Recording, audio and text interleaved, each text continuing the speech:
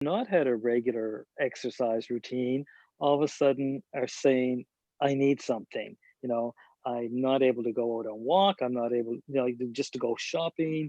I'm not able to do anything. I'm feeling isolated, but they don't know what to do because they've never done it before. They've never had an exercise routine before.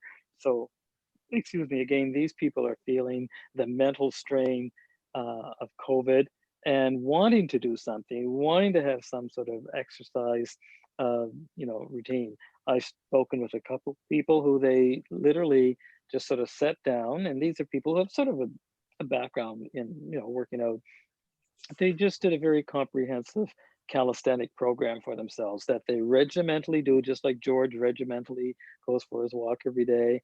These people would take either not every day, but maybe every second day, or 3 times a week or 4 times a week, and do anywhere from 45 minutes to an hour of calisthenics, whether it's push-ups or set-ups. And they were even surprising themselves of some of the things that they actually thought up that they never you know dreamed of before for an exercise.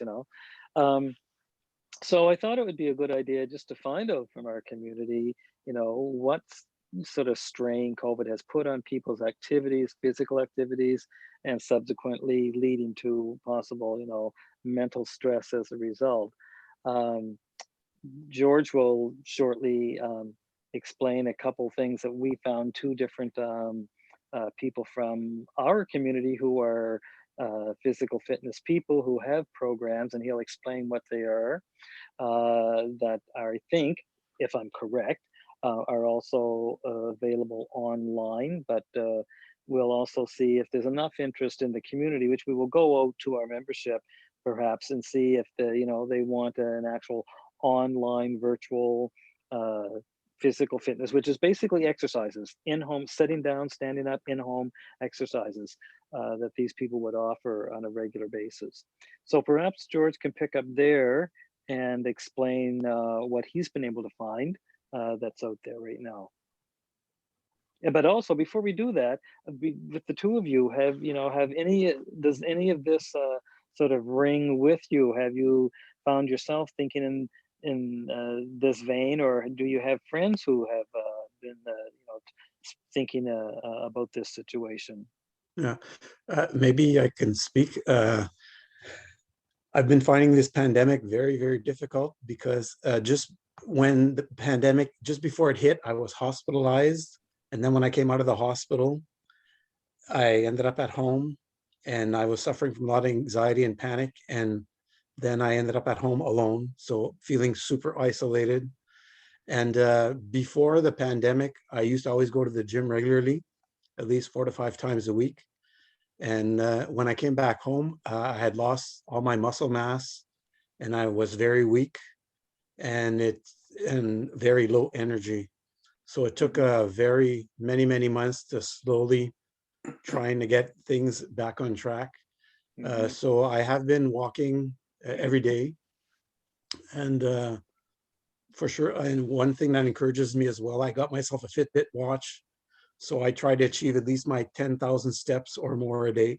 Mhm. And then I've been doing some yoga classes and doing some various mild weight classes. I did a bit of Zumba, and I do that about 5 to 6 times a week.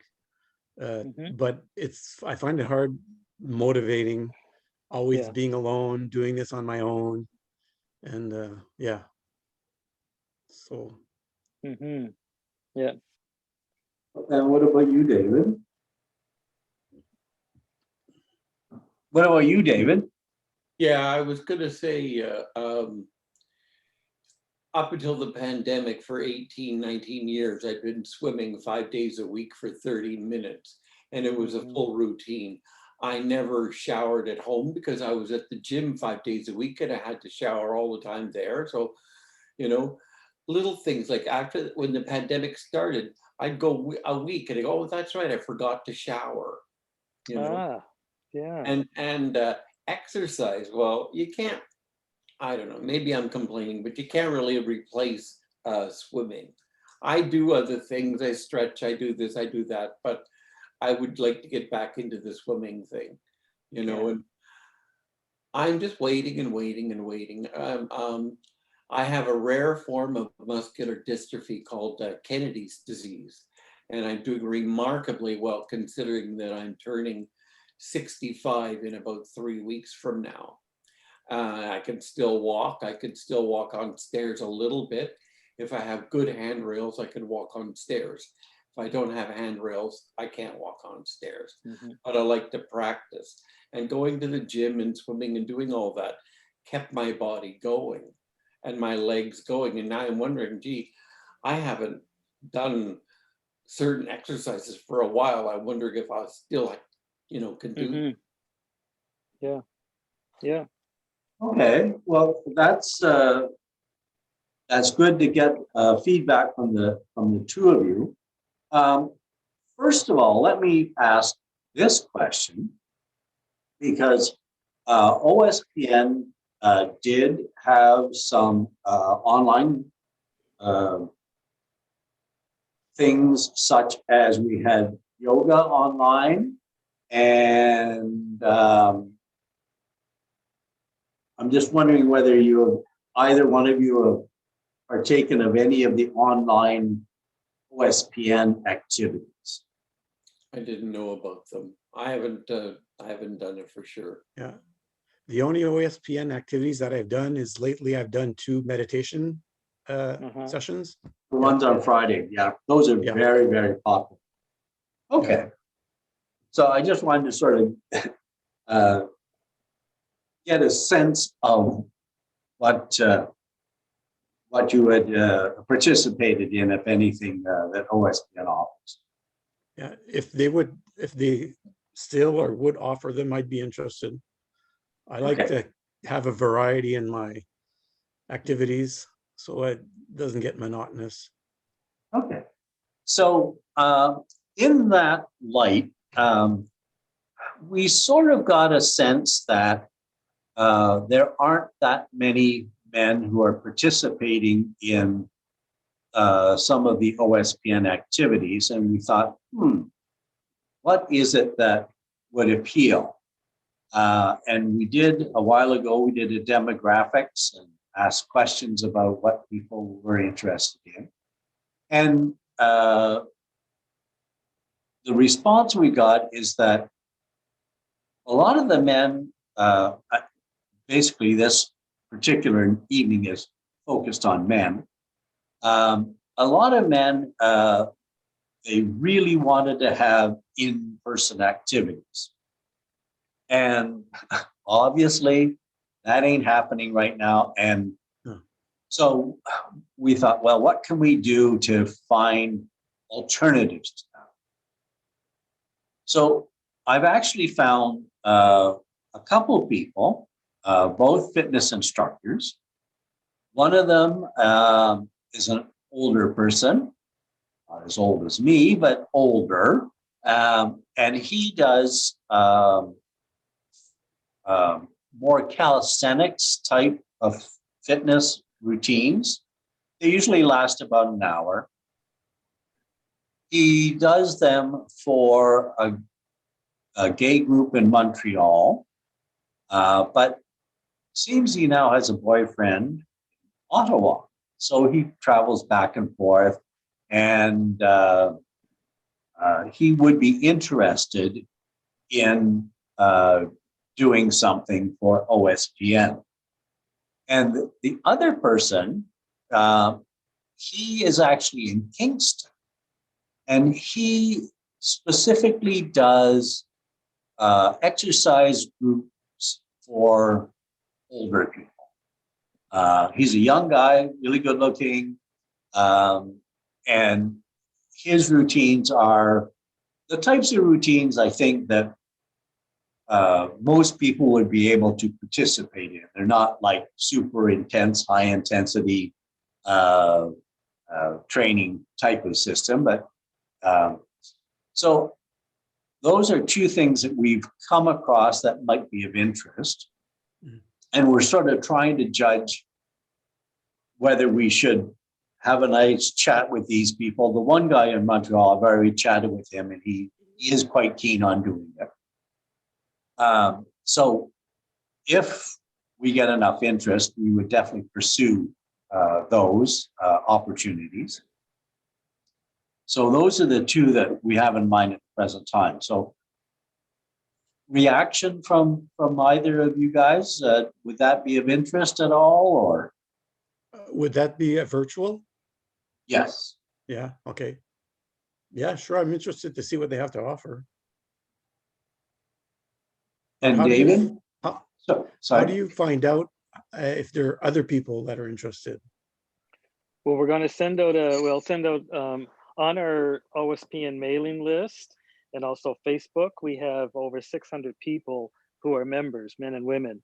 So we would send out a message, a note of whichever one it is, or both of them, to get their interest. Maybe send something out, a blurb on each of the two people, and find out what the interest is. Then once we find out how much interest there is, we would then be able to follow up with the individuals, and perhaps arrange, maybe even initially, just a Zoom meeting with each of them to talk to the people who are interested, for the first time, instead of exercises right away, just to get a feel, them for us and us for them, as to what people might be looking for and what they have to offer. So we do it through our email and probably Facebook listing.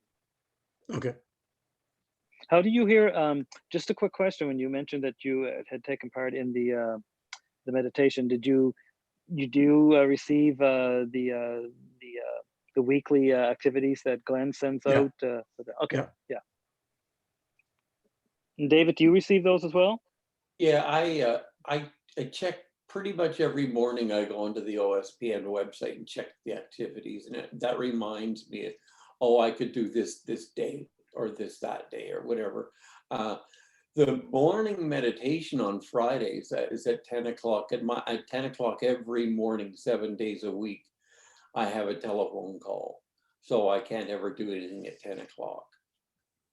But some of the other stuff I've done, or I'll go onto the events page and find out what's happening and see if I can participate, Mm-hmm.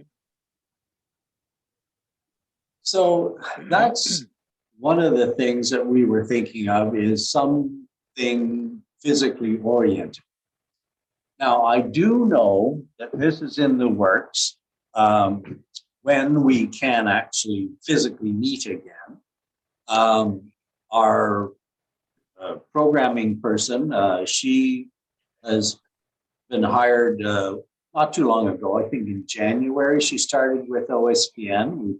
We got some money to be able to actually hire a programs coordinator who works out of the Good Companion Center, and she is looking at starting a walking group, and that would hopefully be in June. If everything goes the way it seems to be going at the present time, that should start in June. So that's one thing that's in the works, as it were. I'm just wondering whether either of you would have some ideas of things that would be of interest to you that you might like to participate.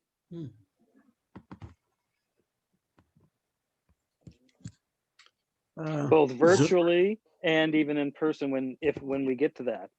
Yeah. No, the walking group sounds interesting, but I would imagine they would be leaving from downtown. Probably from the More than likely, they would be leaving from the Good Companion Center. Okay. Yeah. And where are you, Mo? I'm in Nice. I'm in Orleans. In Orleans. Okay. In Orleans. Yeah. Okay. I could go walking, but I don't walk.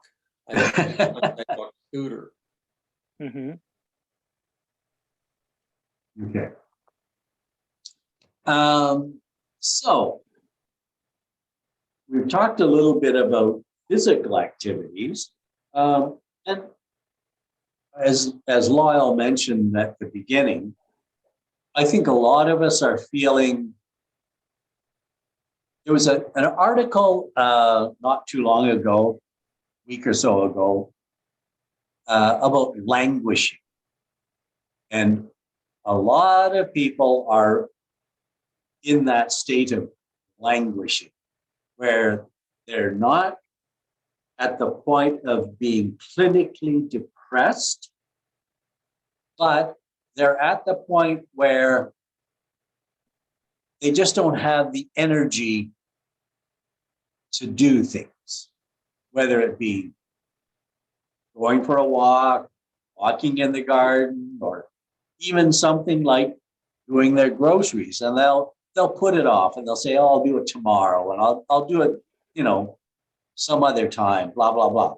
And I think that there's a lot of people who are in that state of not being clinically anxious or depressed, but are certainly feeling the effects. And so I'd like to get your inputs on that. Are you feeling that sort of lethargy, I guess, because of just the fact that you can't go out and you're told all the time, don't go out? Is that common for either of you or your friends? I see David's nodding his head. Yeah, I find myself like always saying, okay, I wish I could do this, I wish I could do that, oh, I can't. And then I get a little depressed for a few minutes, and then I go, okay, I'll just do something else I can do, But I'm always sort of like seeing what I want to do and being depressed because I can't do that. Like my brother who lives in Calgary, we got together in September thinking, he came to visit me in Ottawa here in September. And we talked about, oh yeah, this coming June, we're going to go up to our hometown in Northern Ontario and have a vacation together in our hometown. And, we can't do that. There's not going to be any traveling in June. And so that kind of depressed me a little bit. And so with him and I got talking on the phone, oh, well, we'll do it in September. It's like, yeah, sure, we'll see. I'm like, nothing will happen,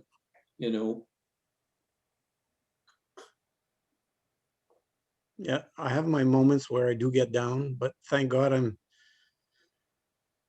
on medication right now for the anxiety, so it stabilizes my mood, which helps a lot. But it gets to me, the fact of always being alone. You could only do so much FaceTime with people, And for sure, when I go walking, as often as I can, I try to walk with a friend. So it gives me a bit of socialization, so that helps. Yeah. Yeah. So, how about you guys? Yeah, I can speak to that. My walking is always with a friend too. And they live now in the West End on Richmond Road. So one day I'll go to Richmond Road and we'll walk from there. I'm in Vanier, so the next day he'll come here to Vanier and we'll walk from here. And then third day, we'll find some other common meeting place and go for a walk. A couple of days ago, it was walking downtown along the canal. We often go to things like Mud Lake or Mer Bleu or, the regular trails that are out there. Yeah. Yes, and that does make a big difference to have a walking buddy to actually walk with, because walking by yourself is not that fun, I can tell you. But it is nice to have that someone to sort of chat with as you're walking along anyways. If the weather's nice and warm, I'll go for a long scooter ride with my sidewalk scooter, and I'll go over to the canal. I'll go way out to the glebe, come into Lansdowne Park, and then come back down through Bank Street. But I'm always alone, I don't, I just go for a ride around it. That's what I do. If I need to say get the groceries, I'll take a really long scooter ride all over town. Then I'll get the groceries, then I'll come home, So I've been out a lot, that's all. Glenn, I'm just sort of wondering if you have anything you would like to say, in relation to this as one of the guys, As one of the boys. one of Sure. the boys. Yeah, I mean, I'm probably, in a similar, I guess, situation, in that, I live alone as well. And so that, I have worked in my home as well. I'm self-employed. So in that degree, I guess my situation's maybe a little different than some of my friends who, are not used to that. And now, they had their coworkers that they would hang out with and that sort of social interaction, and now they don't have that. So to a degree, I could say I'm used to being on my own quite a bit. But I mean, obviously it affects your social life and seeing your friends. And I have one of my best friends lives in Elmer, and it's when lockdowns happen and the borders close, it's I can't see him. So, so yeah, the languishing factor is definitely real. I think it it's what I've found can be very helpful is to actually, have things like this, right, where we talk about and are open about how we're feeling to, our friends, people who are supportive, and we see that we're not alone in that way, right? Like that we're all kind of going through something together. This is an exceptional time, exceptionally difficult time. And we're all coping in the best way that we can, right? And, I mean, well, I got some very bad news this week, which, I probably would not have dealt, it would have raised my anxiety and stress anyway, but obviously it's, maybe if it had been at 100, it's actually at 1,000 right now, because I'm already kind of feeling, all of this sort of anxiety and stress from the pandemic and what we're all going through and feeling isolated. So it's just a bizarre time, and I feel like, yeah, the best thing that we can do is to just reach out to people and just talk about our, which is often, I mean, we're gay men, but as men raised by straight parents, we're sort of taught how men are supposed to behave, right? And not talking about your feelings and things like that. And I think that that's really damaging. Like, we have to be able to just, as I say, be open and honest about it, because that's the only way that we're going to sort of recognize that the things that we're feeling are valid, and are not uncommon, right? So that's kind of, I guess, where I've been for the last while, as I know we all are. Yeah. And I will chime in here also, sort of shifting the focus a little bit. We talked about, having that walk with a partner or somebody to just interact with for an hour a day or something like that. I think that that's another aspect. Certainly, I miss being able to get together with people. Strange as it may seem, I'm actually an introvert. And I was coping quite well, I thought, because I'm okay being by myself. But I've certainly noticed over the months, now year, that I really do miss the company of others, whether it be just going out for a bite to eat or engaging in some type of activity, whatever that might be. A friend of mine, just a couple of doors away, I've known him for a number of years now. In fact, he went with us, another friend of mine, on a vacation a couple of years ago. We would get together in his laneway for coffee, and it was just another way of interacting with somebody in a fashion which was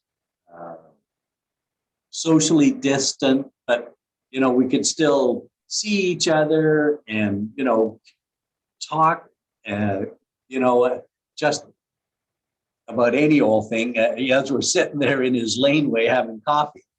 So I don't know if any of the rest of you do things of that nature just to have that interaction with others, or if you're missing that interaction with others, or that.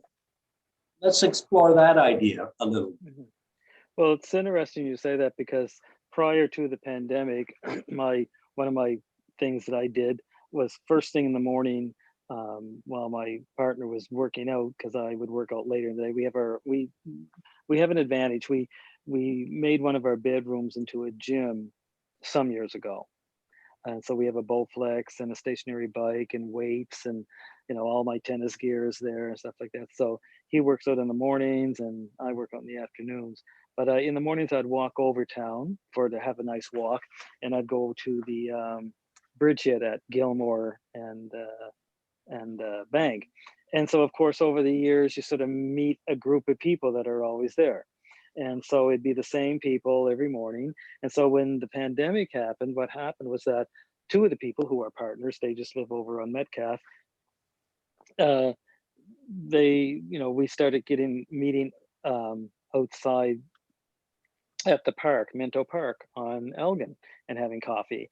And then when you were able to sit outside of the bridgehead, which is on McLaren Street, McLaren at Elgin, they have an outside area which is quite big, and there's an overhang from the store. They had set up tables and chairs there, so we'd meet there. And actually, we met there right into the winter. But I mean, you can't meet there now because the patios are closed. But now the weather's better, so again, we can meet up in the park. So that was sort of like a ritual that has been able to be maintained almost for the whole year, of meeting up. Same two people, they live together, so it's a very small little bubble, and that made a big difference, because and then once finished, I just come home and have something to eat and then do my workout in the afternoon. So and as I said, aside from having the gym, which we're able to maintain, my partner is a pianist, so he practices on the piano a lot, all the time, and stuff like that. And so, I mean, I see the advantage there of two people being together, but at the same time, if the two people are together and they had nothing to do, it could end up being very much the same situation, of feeling very isolated, because you don't have to necessarily just feel isolated by being one person. You can feel isolated with more than one. Mm. We do have another group called OSPN called Older and Bolder. This is the women's group, and they have maintained the same get-togethers weekly, and they used to go to Vincent Massey Park, because it's a big, huge park, and they could be socially distanced and that sort of thing. And a while ago, they stopped it recently, but they were able to actually build a fire there, and they had fire pits. And over the winter, they'd actually go and they'd build a fire, and they'd huddle around the fire. They were socially distanced around the fire, but they have maintained that, and they still actually get together on a regular basis. Although some of the women live on the Quebec side, and now there's that restriction of travel between Ontario and Quebec. So that sort of curtailed that a little. But they found a way to do it. So that was one of the things that sort of kept them going was that being able to get together on a regular basis. So maybe, as I mentioned, our next step will be to go out, so like a call out to the members, the men in the group, and ask them, tell them about the two individuals who are both interested in providing something through OSPN, see what the interest is, and if there's enough interest to then, as I mentioned, arrange a couple maybe Zoom meetings with these individuals and have them chat with our members, and our members chat back to them and see what sort of programs they might be able to come up with. So probably within a very short period, it could be within a day or two, keep your eyes peeled for a message that probably Glenn will send out, and see to generate some interest in moving forward. Okay. And is there anything else that's on your minds in relation to this, to physical fitness, activity, mental fitness as well? Yeah, what I've noticed about myself is that before the pandemic, I had a busy life because I was taking care of my husband who's disabled, okay? And then I was going to the gym 5 days a week, so that kept me active for a lot. And so for a social life, the only thing not the only thing, but the main thing I did was I go to the local drag shows, in town. And, there's 3 or 4 of them a week. So I was going out 3 or 4 nights a week regularly for years, but just sitting with people that I knew, but not very well. And sort of on the edge of everybody. I go there, I know them, but I'm not in deep with them. I don't know them that well. Or I go here, I know them, but I don't know them that well. So I found myself on the edge of everything. And now that I'm not seeing anybody, pretty much, I feel like, whoa, I don't know what normal is going to be like for me again, Yeah, that's what a lot of people are saying. They're not quite sure. We hear the term getting back to normal, and at the same time we hear, well, normal probably won't be what it was, it'll be close to it.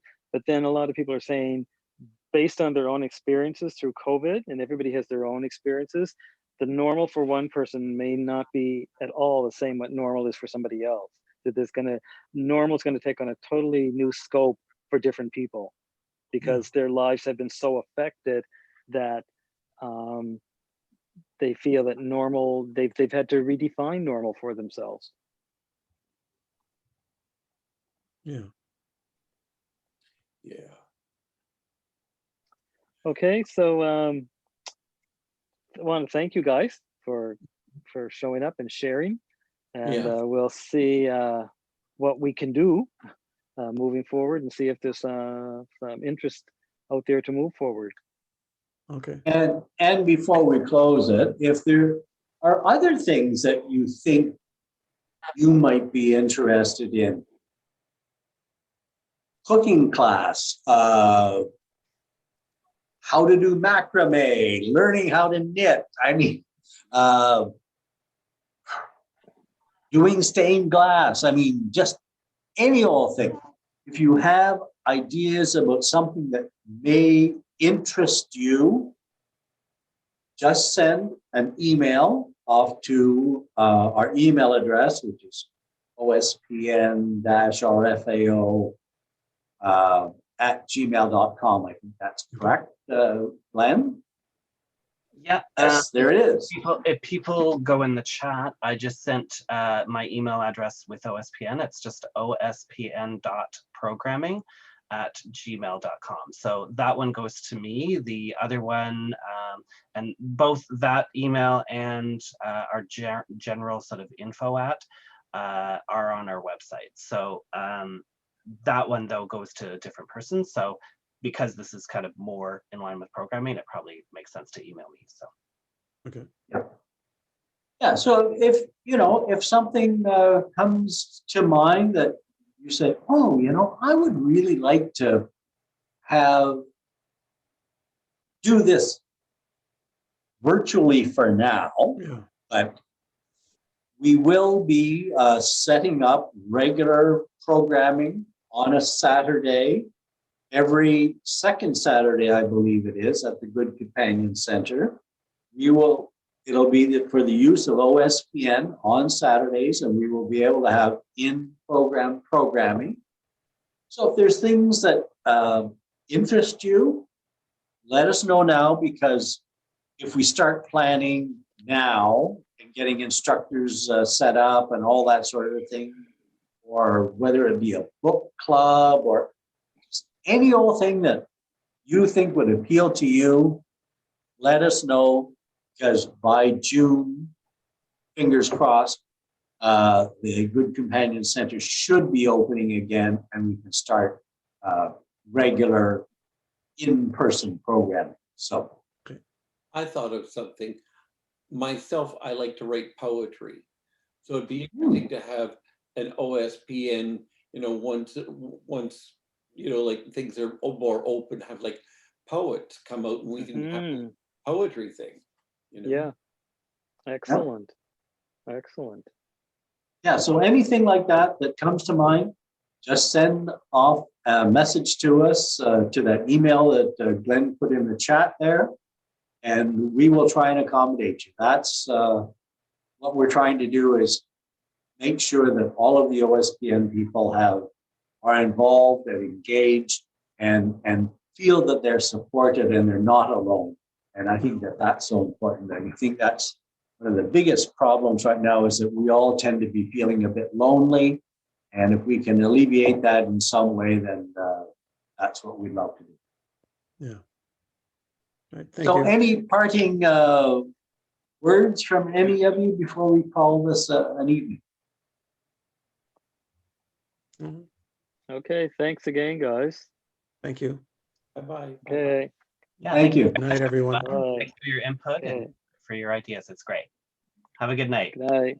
Good night. Good night.